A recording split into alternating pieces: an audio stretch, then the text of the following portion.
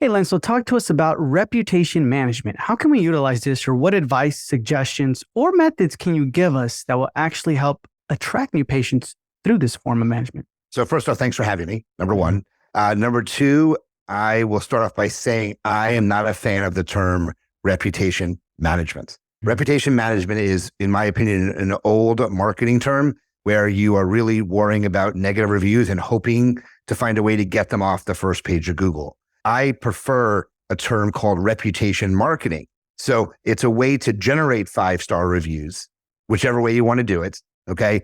And then market it to attract more new patients. So if you look at it that way, it's a much more current term. So if you're out there and you're looking for a company to use for, website design, Google AdWords, and they say, we also do reputation management, to me, they're not up in the current. You want to market your reputation. It's so important. And what does marketing your reputation allow you to do? It allows you to then do other types of marketing, and the marketing is going to be so much more successful than it would have been if you didn't have the reviews behind you as kind of the foundational part of your Google My Business page and stuff. Okay, so then what can we be doing? What can we utilize, or how can we utilize this to better affect our marketing and attract new patients through that process? So in my opinion, the most important thing you have to do is find a way to get your patients to write reviews. And there's a very big difference between a company who says they generate reviews and a company who just sends a link to write a review. Okay. There are many companies out there that you can use. And there's a lot of communication companies that fall into this sector that literally, they say they do reputation, but literally they're just sending a link to the patient to do a review. In that case, the patient has to do all the work. Okay. All the work. They have to log in. They have to remember their password. They have to write everything down. They have to hit post and everything else. It's multiple steps. And that's why those products are not successful. In order to be super successful out there, to get these reviews put where you want them, and you only really want them in 2 or 3 places, depending on your geography. Google, always, Facebook, and then Yelp, depending on where you are. So if you're in California, New York, Chicago, Miami, Seattle, Dallas, any large city like that, Yelp is going to have more clout than if you're in, a town with 12 dentists. I mean, Yelp is not going to be as important there. So you're really looking to get reviews on Google and Facebook. And why? Because everybody uses Google to find a local business. They're going to do dentist near me, dentist in my town, dentist in my zip code. And when someone's searching for a dentist, or you, in fact, your Facebook page shows up on the first page of Google. So you want to put these reviews where actually your current patients are looking for you, which is on a Google search. That's how you take reputation marketing to the nth degree, by just finding a system out there that automatically will get the reviews, allow the patient to auto log into their account, and within a couple of seconds, they've got a text message and they can put the review directly on your Google My Business page. That's how to take it to the nth degree, as I like to say. Gotcha. So then it's kind of like a little bit of a battle when it comes to like the metropolitan areas, like Houston, LA, stuff like that. Would you recommend, hey guys, Yelp, Google, and then like that, or just focus only on Google? No, in those specific cities like LA, San Francisco, you said Houston, Miami, Chicago, it's Google number one by far. You always have to dominate Google. There's no choice out there. Your focus should be on Google. Okay. And then in those specific cities that we just mentioned, Yelp is important. Okay. Now remember, someone doesn't go to Yelp, and I've interviewed many local people in these towns you mentioned, and I asked them, how do they find their dentists? They don't go to Yelp to look for a dentist. They go to Google to look for a dentist. They find information about their dentist, and then they look them up on Yelp to see how their reviews are. So in those bigger cities, Yelp is more important for that reason. But people go to Yelp to look for restaurants. They don't go to Yelp to look for a dentist. So there's a big difference there in the way people search. If people in California say Yelp is really important, it is. But if you don't dominate Google, people can't even find out who you are. So it's always Google first, then Yelp in those specific cities, and then much below that is Facebook. And the only reason you really want to get Facebook reviews is because it shows up on a Google search. When you type a practice name in, you'll see the website's number 1, and then usually Facebook is number 2 or 3. It's visibility there. That's why you want to get Facebook reviews. Gotcha. Okay. So then that's the key. We get on Google, right? Number 1, right? Especially if we're in metropolitan areas, we Google, then Yelp, right? And then Facebook. Now what? What's the next step to be like, all right, man, I want to start getting these a couple a day, maybe 15, 20 a week. You know what I mean? Like, because we see that in some of these groups And how easy is that really? Reviews are basically a numbers game. So the Mhm. bigger the practice, the more reviews you're going to get. I mean, it's just a numbers game. The more review requests you sent out, there's a certain percentage we expect to come back. The more you send out, the more you're going to get. So bigger practices should expect more reviews. Okay. But you have to use an automated service. And I don't love self-promoting myself. So Bird Eye is one of them. Swell is a very common one. Podium is another one. Those are the three in the dental industry specifically that are designed to make the process easy for your patients. If it isn't easy, your patients will not take the time to do the review. And a lot of the services out there, they actually have their own sites they go to. So just as an example, Solution Reach is a popular communication software.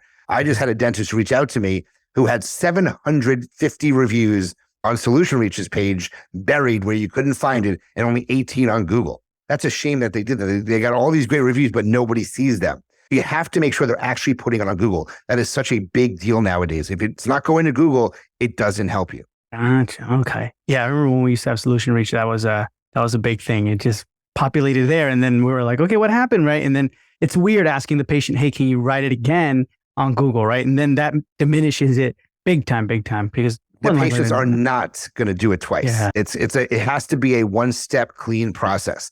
But I know we're talking about reputation, but I want to make one other thing clear, especially to the startup groups.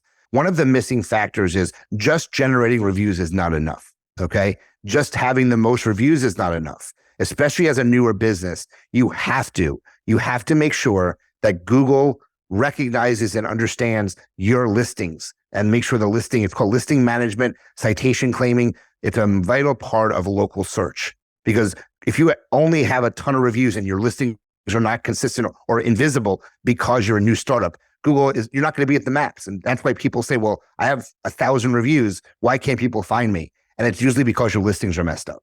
So that's a very big part, especially for startup companies, to know that you have to make sure the name, the address, and phone number, it's called the NAP, is consistent online. Huge part of local search. Okay. So that has to be consistent. Google finds you, then the reviews come in.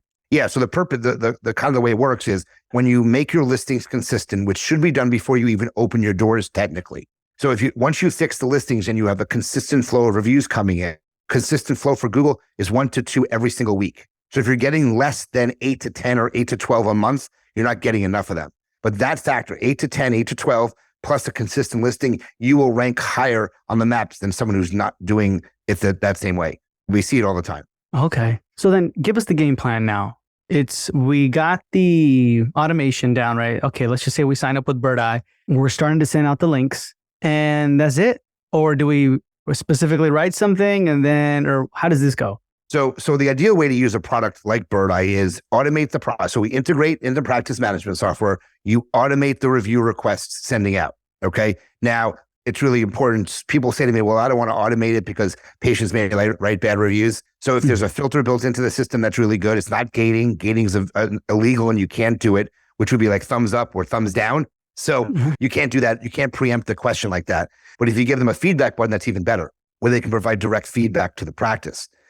But you definitely want to integrate and you want to automate, and then mention to the patients when they leave the office that they may be getting a communication asking for what I refer to as feedback, not a review, asking for feedback about their experience. And then the patients know they're going to get something. There's a higher conversion when you say something. And then we take it from there and allow the patients to write the review, and it goes directly to Google from their phone.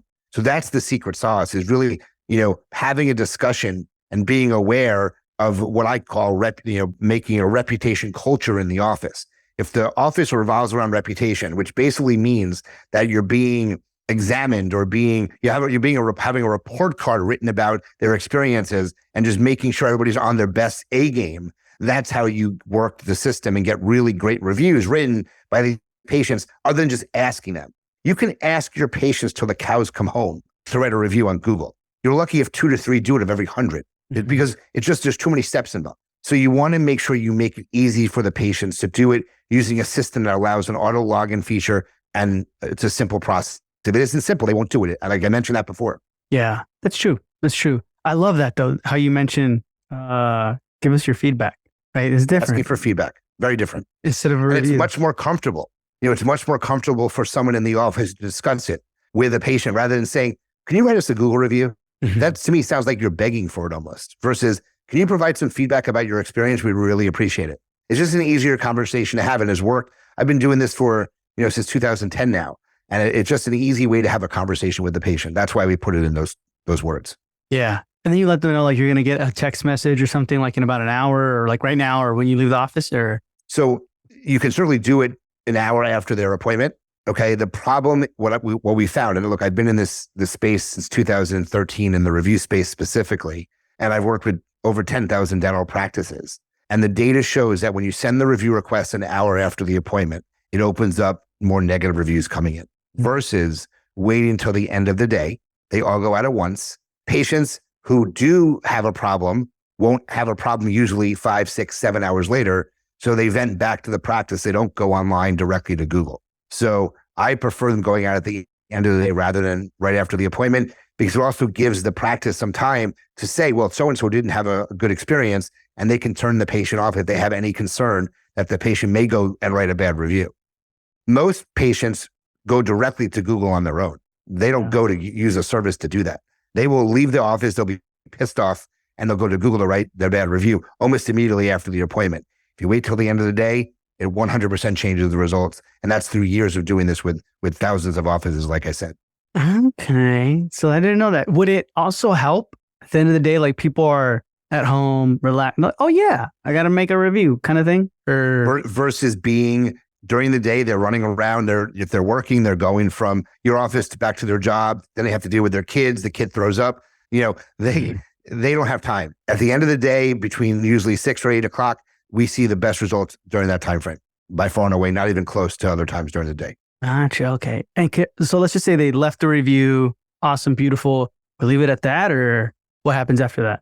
When you say when the patient has written the review? Yeah. Like they're like, okay, yeah, provide us some feedback. Boom. End of the day, link gets sent. The next morning you wake up, you're like, oh, they left a review. Cool. Awesome. You know what I mean? And then after that, do we write back on that review like thanks or nothing? So I am a big fan of responding to positive reviews. I'm not a big fan of responding to negative reviews. Negative reviews, I like to take it offline and contact the patient to some extent, whether it's on the phone, whether it's via email. You don't want to respond to that review right away. Okay.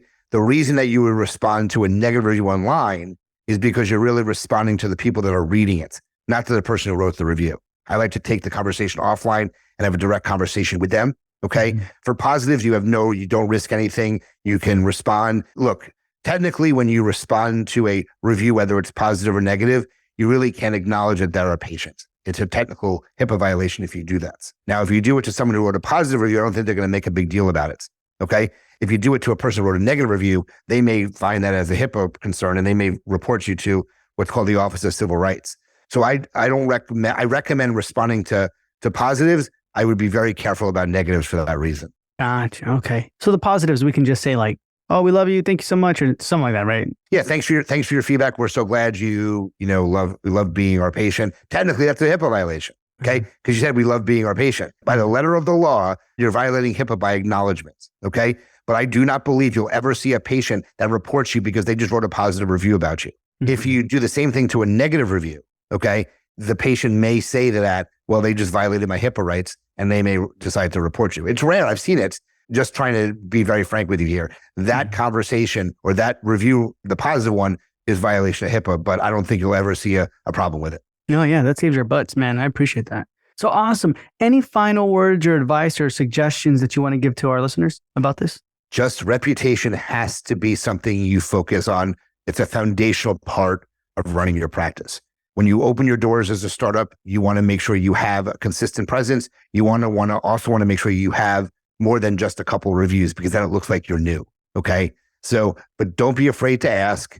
Use a service that makes it easy on your patients. Don't expect to be able to just do it naturally on your own, because your focus is doing more as different things in the practice when you're a new practice. So the main thing is just find a way to get your patients the right reviews. It will pay off in the long run, especially because it will then allow you to spend money on marketing and get results from the marketing. Because without the reviews, you're going to struggle with your marketing in most cases, in most areas. Awesome, man. I appreciate you, Len, and I appreciate your time. And if anyone has further questions, you can definitely find them on the Dental Marketer Society Facebook group, or where can they reach out to you directly?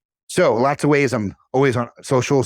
My social media is very easy. Facebook, Instagram. You can, I'll give you my email address and you can email me. But it's Len, L-E-N at drlentau.com, drlentau.com. And I also have my own Facebook group, so they can join the Facebook group and contact me through that. I'm very easily got a hold of. So you'll find a way. If you want me, you'll get a hold of me. Nice. Awesome. So guys, that's all going to be in the show notes below. So Len, thank you so much for being with me on this Monday morning marketing episode. Thanks very much for having me, Michael. Appreciate it.